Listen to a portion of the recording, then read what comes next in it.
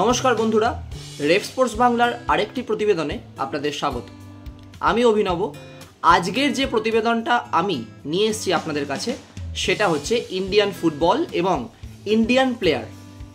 এই Indian football এবং Indian প্লেয়ারের যে হতদরিদ্র অবস্থা তা আমরা বিগত কয়েকদিন ধরে দেখতে পাচ্ছি এবং কালকের খেলায় আরও সুস্পষ্টভাবে নজির করে দিয়েছে ইন্ডিয়ান ফুটবল যে ইন্ডিয়ান ফুটবল হয়তো মরে গেছে, ইন্ডিয়ান ফুটবল হয়তো আর বেঁচে নেই।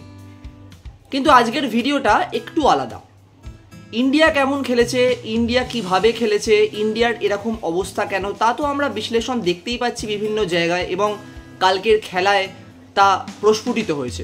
কালকে একাধারে খেলা ছিল ইন্ডিয়ার এবং আর এক ধারে খেলা ছিল বাংলাদেশের। এই দুটো দেশের মধ্যে যদি আপনি বিশ্লেষণ করেন তাহলে দেখতে পাবেন যে কালকে সবথেকে বাজে খেলেছে ইন্ডিয়া। এবং শুধু খেলা নয়, খেলার মধ্যে কোনো ইন্টেন্টই নেই।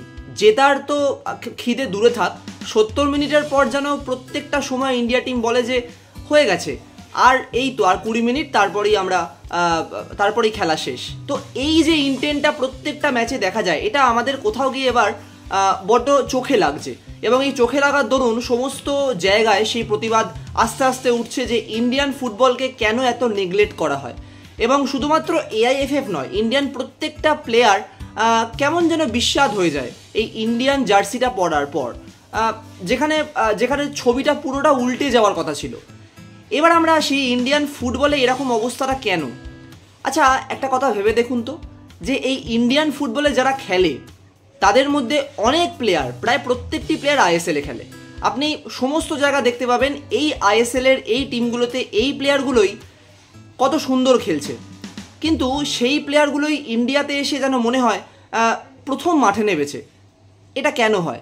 আপনি যদি প্রথমেই বলি, এই ভিডিওতে কিন্তু মোহনবাগান বা ইস্টবেঙ্গল বা এই সমস্ত দিক আমি একদমই তুলে ধরতে চাই না, আর তুলে ধরাটা আর উচিত না। এবার আমাদের সময় এসছে ইন্ডিয়ান ফুটবলকে নিয়ে কথা বলার।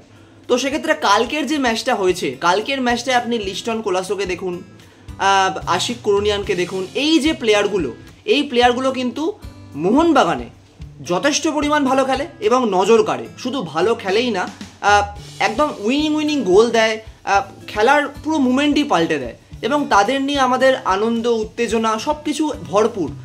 কিন্তু এই প্লেয়ারগুলোই যখন ইন্ডিয়া টিমে আসে তাদের কি হয়, তাদের কোথায় সেই খেলা, তাদের কোথায় যায়?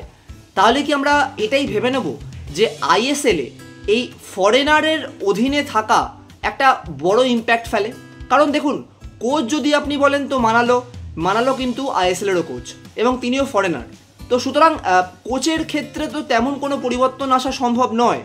তাহলে শুধুমাত্র সেটাই হতে পারে যে মোহনবাগানের অধীনে যে এত গুরুত্বপূর্ণ ফরেনাররা খেলে তাদের আন্ডারে এই সমস্ত প্লেয়ারগুলো হয়তো জ্বলে ওঠে, বা তাদের আন্ডারে এই সমস্ত প্লেয়ারগুলো কী এমন করে তার জন্য এত ভালো খেলে। সেক্ষেত্রে এই ইন্ডিয়ান টিমে কোনো ফরেন প্লেয়ার নেই, কোনো ফরেনার নেই, হয়তো গাইডেন্সের অভাব, তারপরে দাঁড়িয়ে সেই জন্য ইন্ডিয়া টিমের আজকে এই অবস্থা।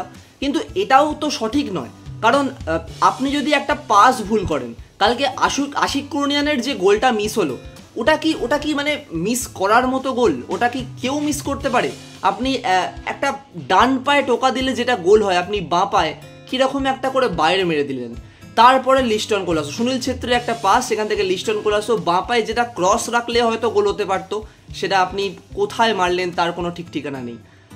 এরকম অনেক ইন্ডিয়ান প্লেয়ার আছে যারা আইএসএলে এত গুরুত্বপূর্ণ প্লেয়ার, যারা আইএসএলে সমস্ত সাপোর্ট তাদের ঘিরে এবং সমস্ত ফ্যানবেস তাদের নিয়ে নাচানাচি করে, কিন্তু এই সমস্ত প্লেয়ারগুলোই যখন ইন্ডিয়া আসে তখন কোথায় যেন হারিয়ে যায়।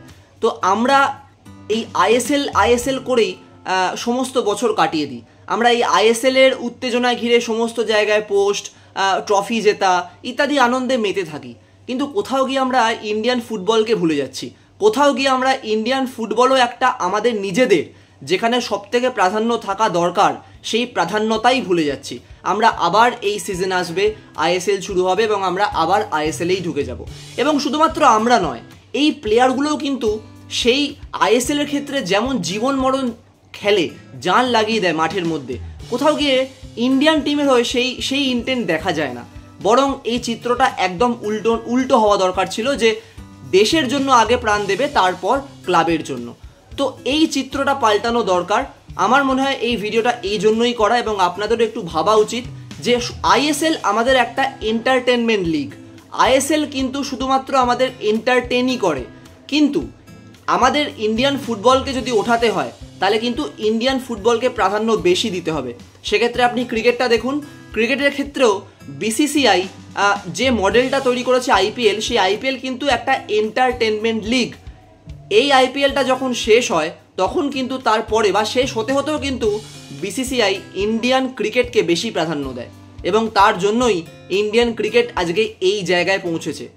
আপনাদের এআইএফএফ এর উদ্দেশ্যে এই কথাই রইল যে ইন্ডিয়ান ফুটবলকে যদি প্রাধান্য দিতে হয় তাহলে এই আইএসএল এর মতো যে সমস্ত এন্টারটেনমেন্ট লিগ চলে সেখানে সেই লিগগুলোতে শুধুমাত্র ওই এন্টারটেনমেন্ট লিগ হিসাবেই প্রাধান্য দেওয়া উচিত। সেখানে বেশি সেখানে বেশি গুরুত্ব দেওয়া দরকার নেই, বরং এই সমস্ত প্লেয়ারগুলোকে আরও বেশি করে ইন্ডিয়ান ফুটবলকে চেনাতে শিখুন, ইন্ডিয়ান ফুটবল কি সেটা ভাবতে শিখুন। এবং এটা হতে পারে যে ইন্ডিয়ান ফুটবলের ক্ষেত্রে হয়তো কোনো সময় এই প্লেয়ারগুলো ভালো খেলেছে, বাট ওই কোনো সময় ভালো খেলার ওপর ভিত্তি করে একটা দেশ এগোতে পারে না। আপনার দেশের ফুটবলকে এগোতে গেলে এই প্লেয়ারগুলোকে বেশি করে আরও প্রাধান্য দিতে হবে। এই প্লেয়ারগুলোকেও বুঝতে হবে যে দেশের জার্সির মাহাত্ম্য, এবং ইউথ ডেভেলপমেন্ট তো অবশ্যই লাগবে। তো আজকের ভিডিওটা এটাই যে আমাদেরকে আরও এগোতে গেলে এই প্লেয়ারগুলোকে আরও বেশি কনসেন্ট্রেট করতে হবে। যে প্লেয়ারগুলোর ওপর ভিত্তি করে আজকে আইএসএল এর এতগুলো ক্লাব এতগুলো ট্রফি জিতছে, সেই প্লেয়ারগুলোই একটু বেশি দায়িত্ব নিলে আশা করি ইন্ডিয়ান ফুটবল আরও বেশি করে এগোবে। আজকের ভিডিওটি যদি ভালো লাগে তো অবশ্যই লাইক, কমেন্ট এবং সাবস্ক্রাইব করে দেবেন। আজকে আমি এই মুহূর্তে সাইন অফ করছি, দেখা হচ্ছে নেক্সট কোনো ভিডিওতে।